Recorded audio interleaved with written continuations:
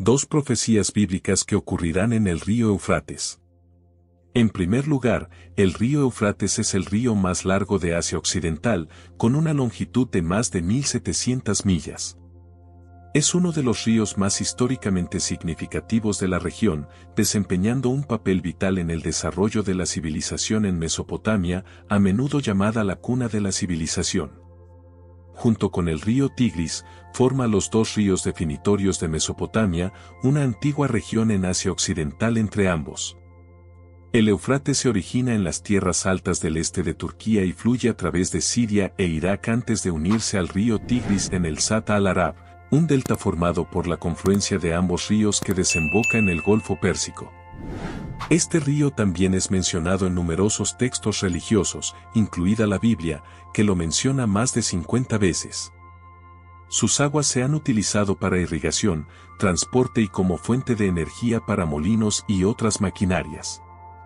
La Biblia contiene un pasaje que predice que el río Éufrates se secará eventualmente. Esta predicción se menciona como parte de los 7 juicios en el libro de Apocalipsis. Hay diversas interpretaciones y perspectivas sobre el libro de Apocalipsis, desde aquellos que lo temen y evitan estudiarlo hasta aquellos que son fanáticos y dedican mucho tiempo a estudiar e interpretar su contenido. Sin embargo, la predicción del Éufrates secándose sigue siendo un tema intrigante y significativo de discusión entre académicos y comunidades religiosas. Apocalipsis es el único libro de la Biblia al que se le han otorgado directamente sanciones divinas de recompensa y castigo. Por un lado, habrá una bendición especial para aquellos que lo lean en voz alta, tanto para sí mismos como para otros, y que guarden las palabras meditando en ellas y aplicándolas en sus vidas. La Biblia dice que algún día el río Éufrates se secará para dar paso a un rey. La Biblia es un libro lleno de predicciones. Sus páginas contienen 735 profecías. Sobre el futuro, una predicción se encuentra en una cuarta parte de los capítulos de la Biblia, de principio a fin. Básicamente, es un texto profético, aunque algunos libros se centran más en predicciones que otros. De las 735 predicciones totales según las Escrituras, 596 de ellas se han cumplido y hecho realidad. Esto indica un alto nivel de precisión y confiabilidad en las predicciones hechas a través de las Escrituras. Es destacable que estas predicciones se han cumplido exactamente como se predijeron, validando aún más su autenticidad y credibilidad. Es realmente notable considerar que un asombroso 81% de todas las profecías bíblicas ya se han cumplido, algunas de ellas datan de siglos antes de su realización. Un porcentaje tan alto de precisión es un testimonio de la naturaleza profética del texto. No es difícil imaginar que el 19% restante también se realizará con el tiempo, considerando el impresionante historial hasta ahora. Este hecho por sí solo habla de la credibilidad y fiabilidad de la Biblia como un texto profético. La Biblia ha demostrado ser correcta en cada predicción hasta este punto en el tiempo. La mayoría de las profecías restantes se centran en el regreso real de Jesús y los eventos que ocurren después de su llegada. Según algunas interpretaciones de las profecías bíblicas, hay aproximadamente 20 predicciones que aún deben hacerse realidad antes del regreso de Jesús. Muchas personas que sostienen estas creencias están observando de cerca los eventos mundiales para ver si estas predicciones comienzan a desarrollarse. La naturaleza de estas predicciones varía según la interpretación, pero pueden incluir cosas como desastres naturales, convulsiones políticas o el surgimiento de un gobierno global. La idea es que una vez que estos eventos hayan tenido lugar, los creyentes sabrán que el tiempo está cerca para la segunda venida de Cristo. El río Éufrates se discute en Apocalipsis 16, que se considera la sección de futuro cercano del libro. Según muchas interpretaciones del texto bíblico cristiano, el libro de Apocalipsis se puede dividir en 3 eras o periodos de tiempo distintos. La primera era se cree que es el tiempo presente y se cubre en los capítulos 1 a 5 del libro. La segunda era se dice que es el futuro cercano y se cubre en los capítulos 6 a 16, mientras que la tercera era se considera el futuro lejano y se cubre en los capítulos 20 a 22. Según predicciones recientes, se espera que el río Éufrates aparezca en el futuro cercano.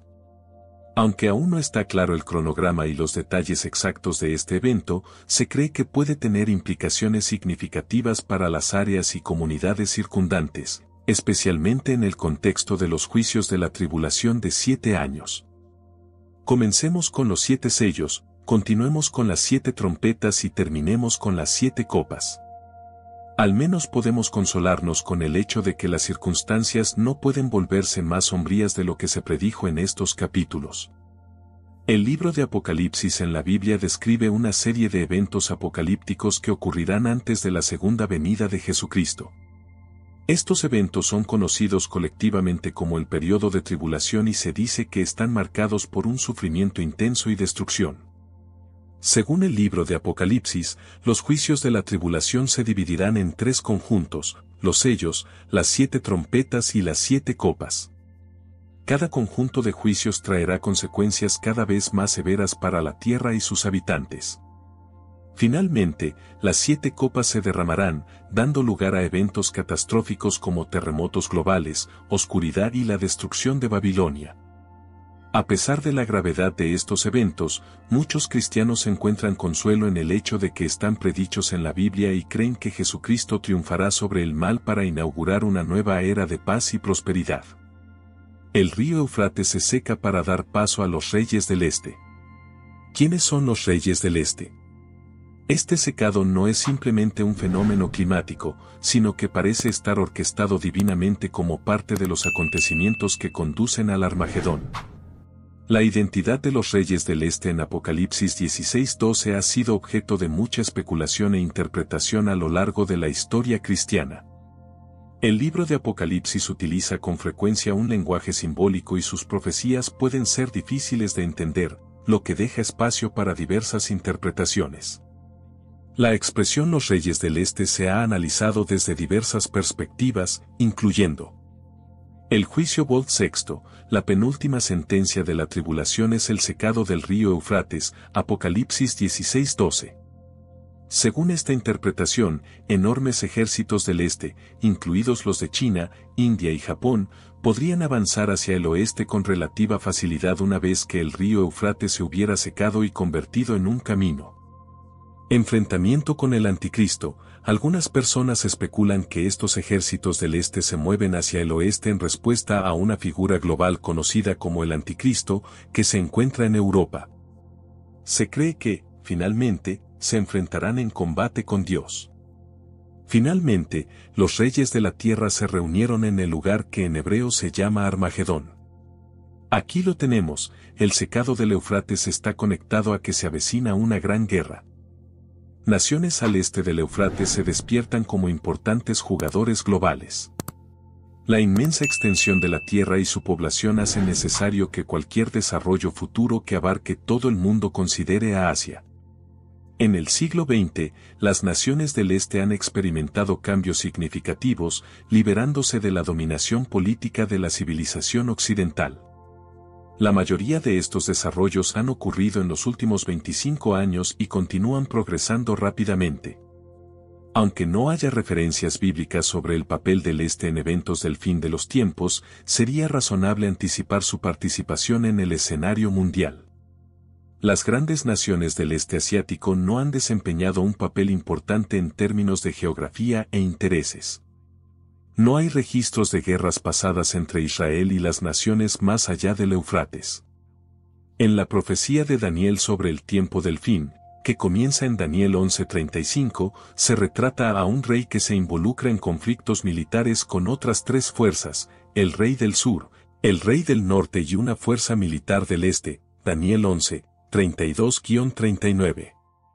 A medida que se desarrolla la profecía, se destaca la lucha entre aquellos que actúan malvadamente hacia el pacto y aquellos que conocen a su Dios, siendo estos últimos fuertes y tomando medidas. Aunque algunos caerán por la espada, el fuego, la cautividad y el saqueo, recibirán ayuda. Aquellos con discernimiento caerán para ser refinados, purgados y limpiados hasta el tiempo señalado. En el periodo justo antes de la segunda venida de Cristo, en la última parte de la gran tribulación, grandes partes del mundo se rebelarán contra el Anticristo.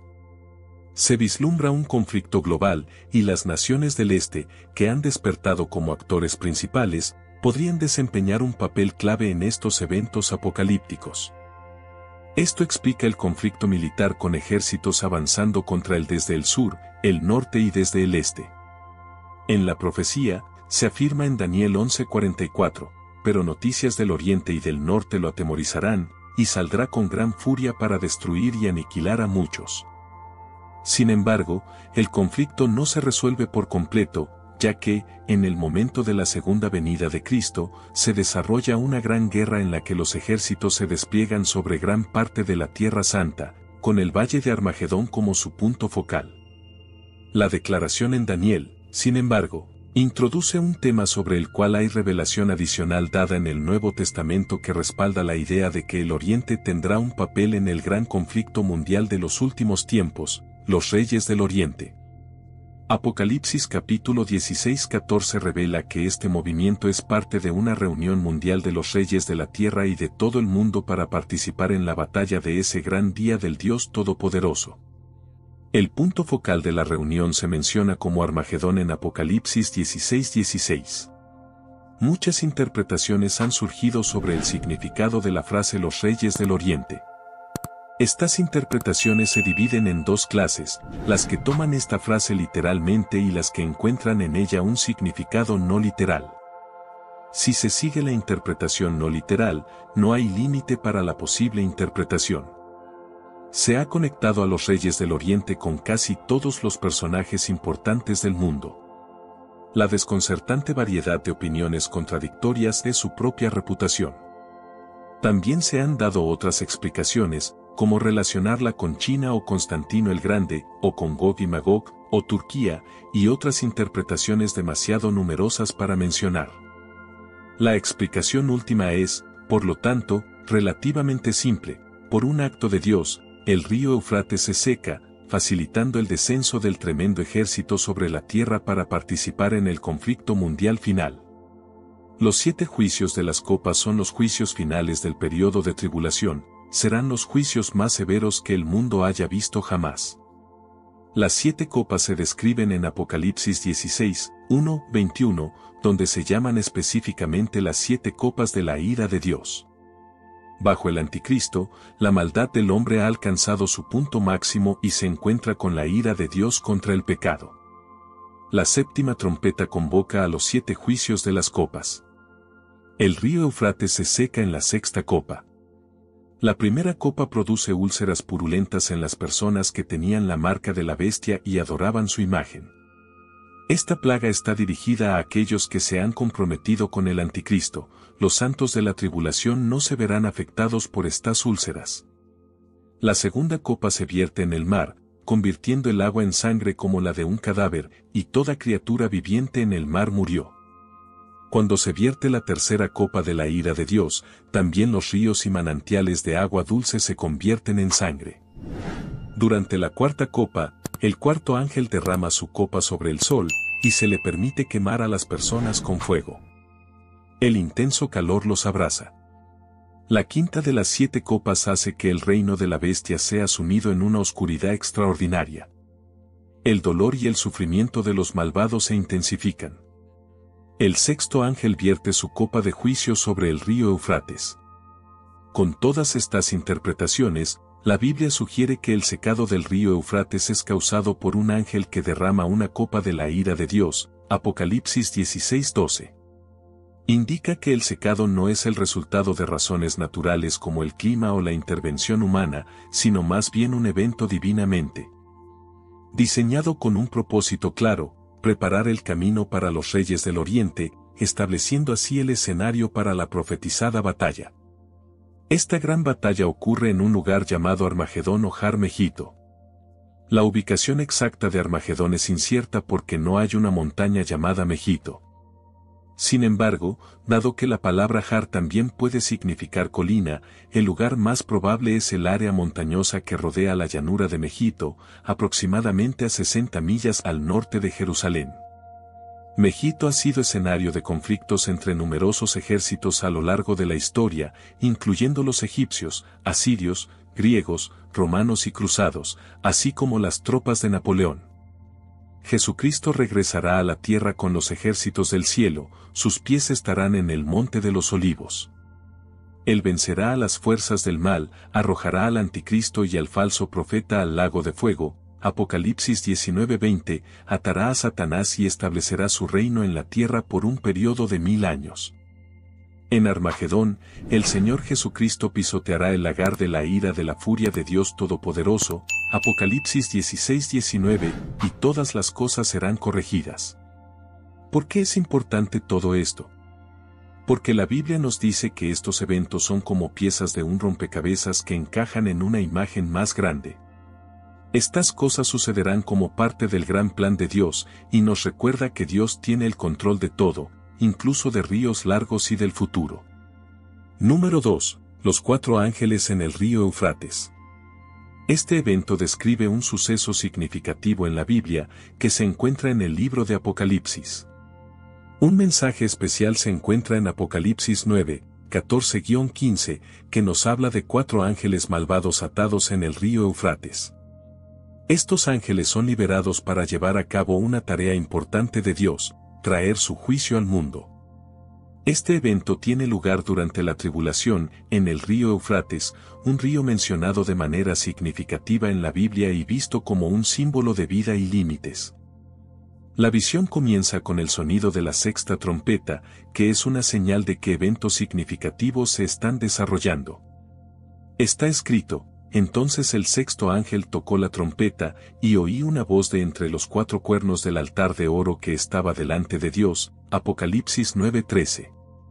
Considera las palabras de Apocalipsis 9, 14-15, diciendo al sexto ángel que tenía la trompeta: desata a los 4 ángeles que están atados junto al gran río Eufrates. Y fueron desatados los 4 ángeles que habían sido preparados para la hora, el día, el mes y el año, a fin de matar a la tercera parte de los hombres. Esta declaración sugiere que un grupo de ángeles es liberado con el propósito de causar una destrucción extensa. Se les ha concedido permiso para destruir a 1/3 de la humanidad. No está claro si estos 4 ángeles mencionados aquí tienen alguna conexión con los 4 ángeles mencionados en Apocalipsis 7:1. Mientras podrían ser los mismos ángeles, también es posible que no lo sean. Independientemente, estos ángeles están preparados para el momento específico en que se desatará este juicio. Leemos: fueron desatados, asumiendo que se trata de ángeles malos, aunque esto podría no ser el caso. Es probable que sean ángeles malvados, pero, a pesar de todo, son instrumentos del propósito divino. Los langostas demoníacas que se detallaron anteriormente en Apocalipsis solo eran capaces de causar estragos en los seres humanos. Sin embargo, estos 4 ángeles tienen el poder de llevar a cabo una masacre a una escala sin precedentes. Estos ángeles solo se despiertan cuando Dios lo considera apropiado. Es el momento de hacerlo, y su área de acción se limita a una porción específica de la humanidad. Ejecutan la voluntad de Dios en el momento designado. El río Eufrates fue un destacado elemento geográfico en la antigua Babilonia y marcó el límite del antiguo imperio romano.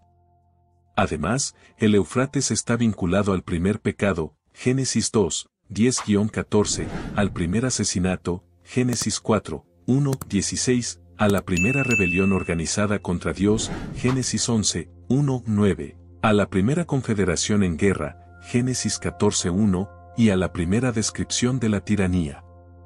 Descripción del ejército liderado por estos ángeles, Apocalipsis 9, 16-19. El número de los ejércitos de los jinetes era de 200 millones, oí el número de ellos. Así es como los vi en mi visión: los caballos y aquellos que estaban sentados en ellos tenían corazas del color del fuego, zafiro y azufre. Las cabezas de los caballos eran como cabezas de leones, y de sus bocas salía fuego, humo y azufre. Una tercera parte de la humanidad fue asesinada por estas 3 plagas, el fuego, el humo y el azufre que salían de sus bocas. Porque el poder de los caballos estaba en sus bocas y en sus colas, ya que sus colas eran como serpientes y tenían cabezas, y con ellas hacían daño. Leemos que el número del ejército de los jinetes era de 200 millones, ¿es este número figurativo o literal? Es posible que el número no deba tomarse literalmente, sino que simplemente sugiere un ejército imposible de contar y mayor que cualquier cosa que la humanidad haya visto. Estos jinetes se describen en términos extraños y grotescos, una imagen extremadamente potente de terror, destrucción y la connotación de demonios. Leemos el ejército de los jinetes, ¿habla esto de un ejército normal o uno sobrenatural? ¿Es esta una legión de soldados humanos o un ejército de hordas demoníacas? Si lo que se describe es un ejército natural de hombres, entonces la extraña descripción podría referirse a la guerra mecanizada moderna. Es posible que Juan simplemente use las palabras a su disposición para representar maquinaria moderna, lo que hace que la historia sea extraña y aterradora. Quizás la interpretación más segura sea ver esto como un ejército literal de 200 millones de fuerzas demoníacas invadiendo la Tierra, desarrollando aún más el concepto del ejército demoníaco que se asemeja a langostas, introducido anteriormente en Apocalipsis 9, 20-21. El resto de la humanidad que no fue asesinada por estas plagas no se arrepintió de las obras de sus manos, para no adorar a los demonios e ídolos de oro, plata, bronce, piedra y madera, que no pueden ver ni oír ni andar. Y no se arrepintieron de sus asesinatos, ni de sus hechicerías, ni de su inmoralidad sexual, ni de... Pero el resto de la humanidad que no fue asesinada por estas plagas no se arrepintió, a pesar de la aparición de algunos signos y milagros bastante abrumadores. La mayoría de la humanidad no mostró evidencia de remordimiento, en cambio, persistieron en la adoración de sus ídolos, como si nada hubiera sucedido. No cesaron en su adoración a los demonios, ya sea de manera consciente o inconsciente. Es sorprendente observar lo rápido que las cosas pueden volver a lo que se considera normal después de un desastre como un terremoto. Tenemos la tendencia a olvidar las lecciones de Dios, especialmente aquellas que se nos presentan en forma de juicio.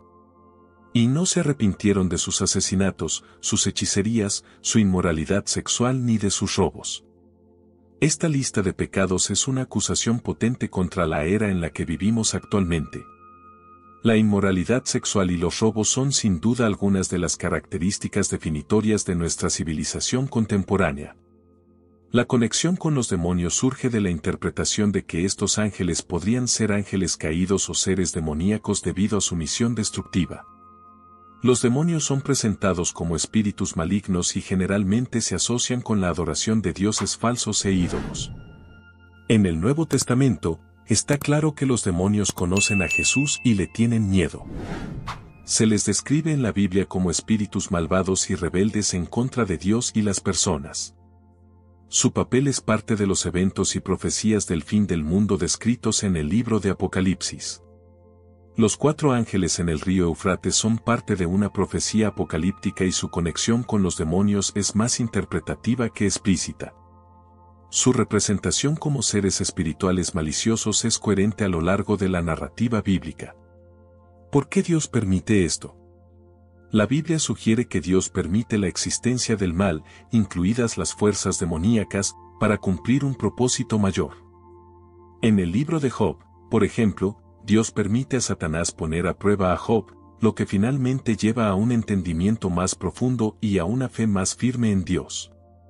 Esto se puede interpretar como Dios utilizando el mal o el sufrimiento para un bien mayor, aunque no necesariamente respaldando o creando el mal en sí mismo.